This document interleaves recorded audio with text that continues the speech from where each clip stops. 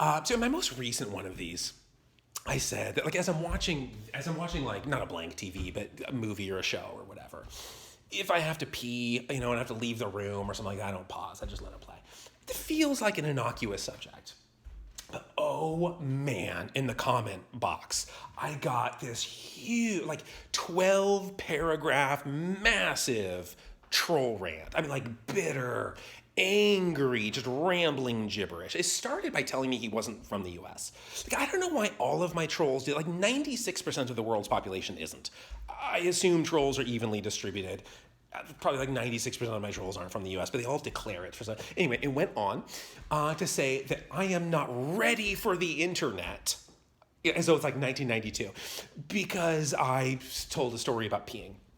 And as a professor, I have no business making videos of that kind. And as a writer, I should know better than to tell stories that involve urination. I mean, I think it went on and on and on.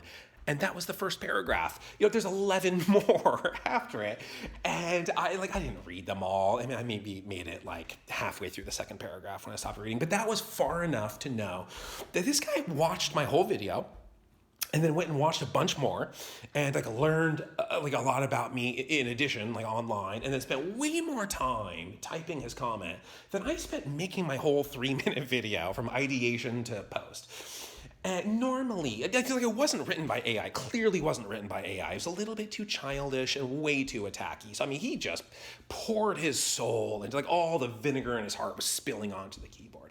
But ordinarily, what I would do in a situation like this is I read it out loud to Marie, in a thespian voice. I take a stage presence, and we get a good laugh out of it, and I delete the comment, we move on. But Marie wasn't there.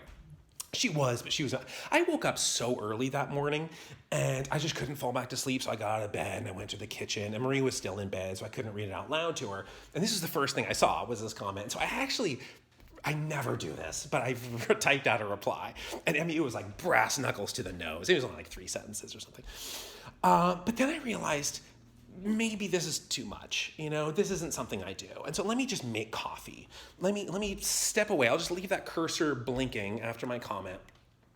I'll leave it there, and I'll just make some coffee. And I'm glad I did, because it's a pour over. And as I'm pouring over the coffee, I have this epiphany. And I'm talking for way longer than I thought I would. So I'm going to stop here and start again. This is part 1. Part 2 is up next. See you in just a sec.